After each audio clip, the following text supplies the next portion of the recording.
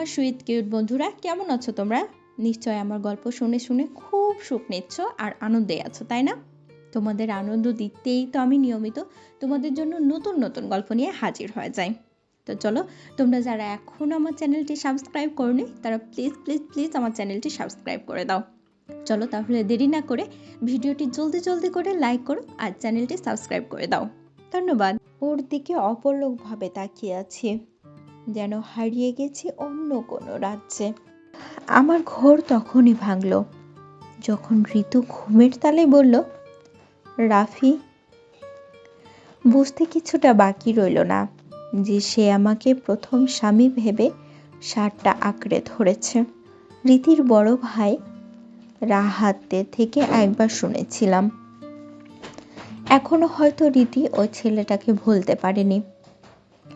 ওকে কি বলছি, আমি নিজেই তো রিয়াকে ভুলতে ব্যর্থ হয়েছি। আজও ওকে প্রথম সে ভালোবাসার অনুভূতি মনে পড়ে। আজ যদি রিয়া থাকতো তাহলে আমাদের জীবনটা কতই না সুন্দর হতো। যাই হোক, কিন্তু এখন উঠবো কিভাবে? মেয়েটি যেভাবে আঁকড়ে ধরেছে তাহলে তো ওঠাও অসম্ভব। জাগাবো?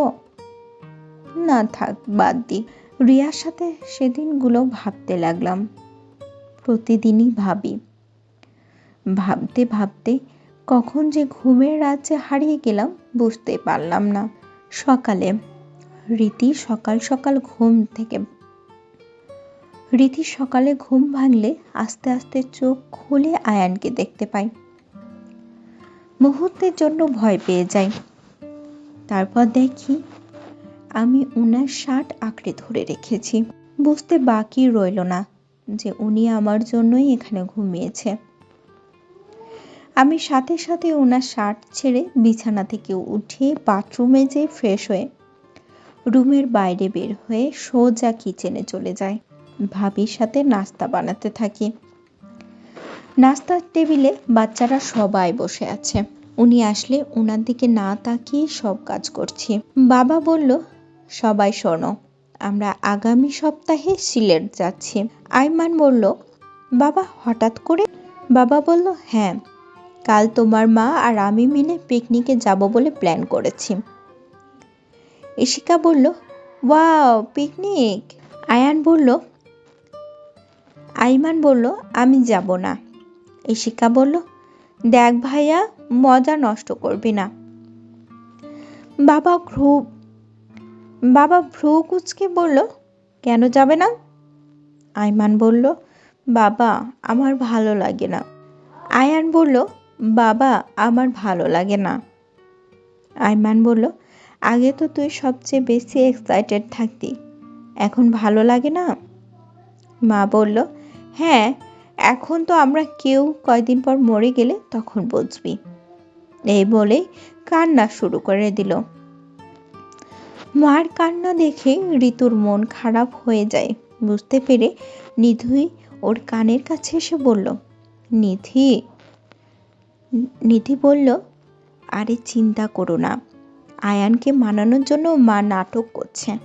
তখন আয়ান বলল, আচ্ছা যাব। রীতি এবার মায়ের দিকে তাকায়, আবার সবার দিকে তাকায়। আর ইশিকা রীতির দিকে তাকিয়ে চোখ টিপ মারল। বাবা বলল, বৌমারা, তোমাদের পরিবারের সবাইকে আমন্ত্রণ দিয়ে দিও, বলো আমাদের সাথে আসতে। সবাই একসাথে গেলে মজা হবে।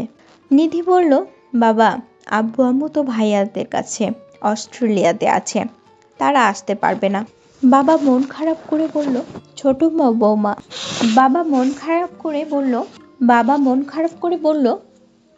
বৌমা, তোমার কি খবর?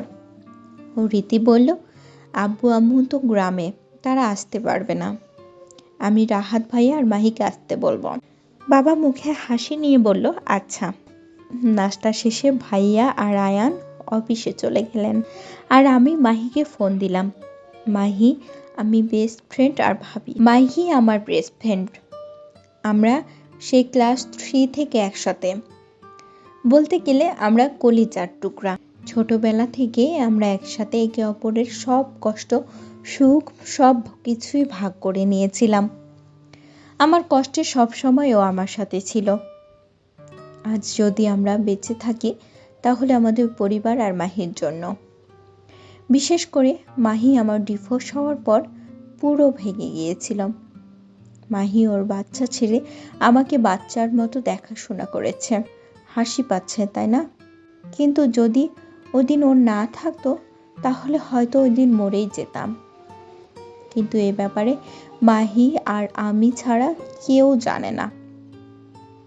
আসলে হয়তো কিছু বন্ধু বান্ধবী এরকম হয়, সুখে না থাকলেও কষ্টের সাথে থাকে, আর তাদেরকে আসল ফ্রেন্ড বলে। যাই হোক 10 বছর আগে ও আমার ভাবি হয়। রাহাত ভাইয়া আগেও ওর থেকে একে অপরকে পছন্দ করত। বিয়েটা অবশ্য আমার দ্বারাই হয়েছে। আচ্ছা ফোনটা দেওয়া যাক। ফোনটা দিলাম মাহিকে।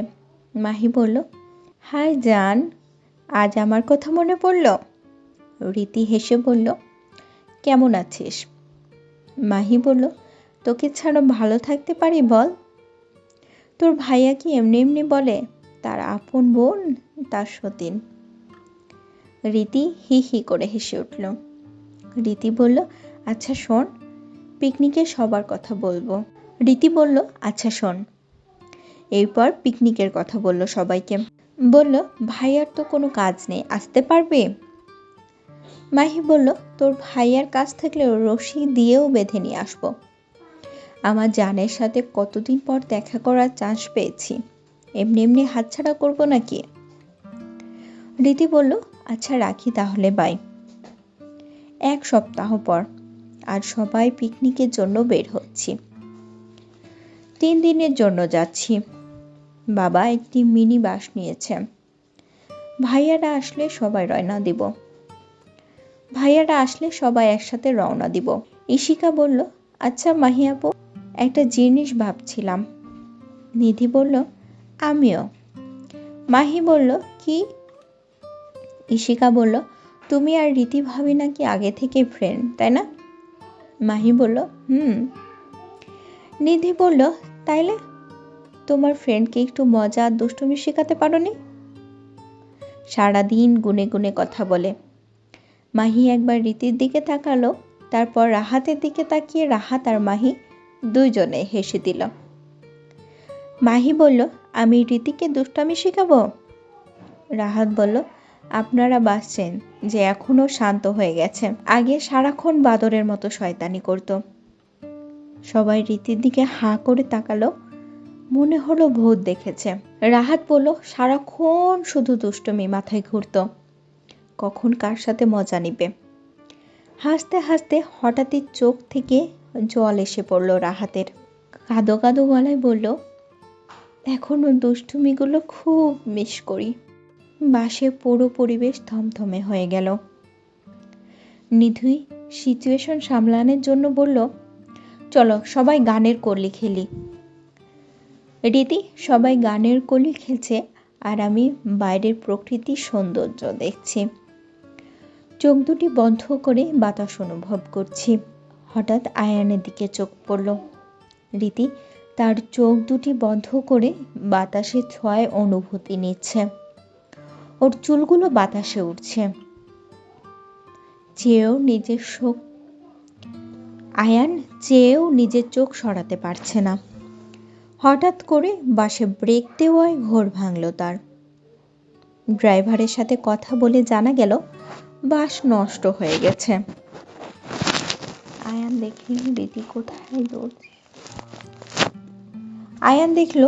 কোথায় দৌড় দিচ্ছে। ও তাকিয়ে দেখে আরিয়ান গাড়ির সামনে, তাই এগোতে নিবে তখনই গাড়িটির সামনে থেকে রীতি আরিয়ানকে সরিয়ে নিয়ে নিচে আঘাত হয়ে গেল।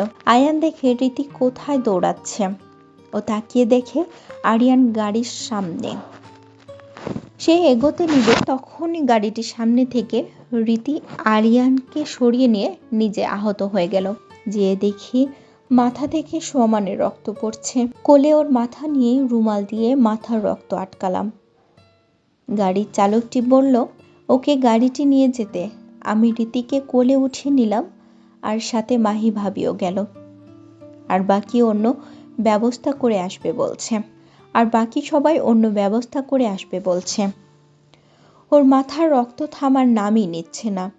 ওকে দেখে রিয়ার মৃত্যুর সময়ের কথা মনে পড়ে গেল।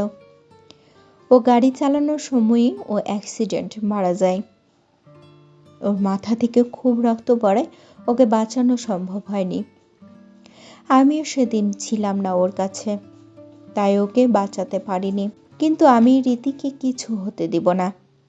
রিয়ার মৃত্যুর জন্য আজও নিজেকে মাফ করতে পারিনি। সেদিন যদি আমি ওর সাথে যেতাম তাহলে হয়তো এরকম হতো না। আরেকবার নিজেকে অপরাধী করার ক্ষমতা নেই আমার। রীতির কিছু হলে আমি নিজেকে আর মাফ করতে পারবো না। এসব ভাবতে ভাবতে কখন চোখ দিয়ে পানি বইতে লাগলো বুঝতে পারলাম না। সেখানে আশেপাশে কোনো হাসপাতাল না থাকায় ওকে হাসপাতালে নিয়ে আসতে খুব দেরি হয়ে গেল। অনেক রক্ত পড়ছে। হসপিটালে এনে ডাক্তার সোজা ওকে অপারেশন থিয়েটারে নিয়ে মাথায় ব্যান্ডেজ করে রক্ত দেওয়া শুরু করলো। এতক্ষণে সবাই এসে পড়েছে। সবার অবস্থা খুব খারাপ। আরিয়ান তো কান্না করতে করতে অবস্থা খারাপ করে ফেলেছে। মাহি ভাবি আর রাহাত ভাইয়া নিজেকে সামাল দিতে পারছে না। ইশিকা, নিধি ভাবি আর আইমান ভাইয়া তাদের সান্ত্বনা দিচ্ছে, কিন্তু তারা নিজেরাও টেনশনে অবস্থা খারাপ করে ফেলেছে। বাবা নিজেকে অপরাধী মনে করেছে বারবার। বলছে আমি যদি পিকনিকের কথা না বলতাম তবে হয়তো আজ এমন হতো না। মাও সমানে কাঁদছে। বাবার ব্লাড প্রেশারও লো হয়ে আসছে। আমি এক মনে কেবিনের পাশে দাঁড়িয়ে চোখের পানি ফেলছি। মনে এক ভয় লাগছে, যদি রিয়ার মতো রীতিকেও হারিয়ে ফেলি।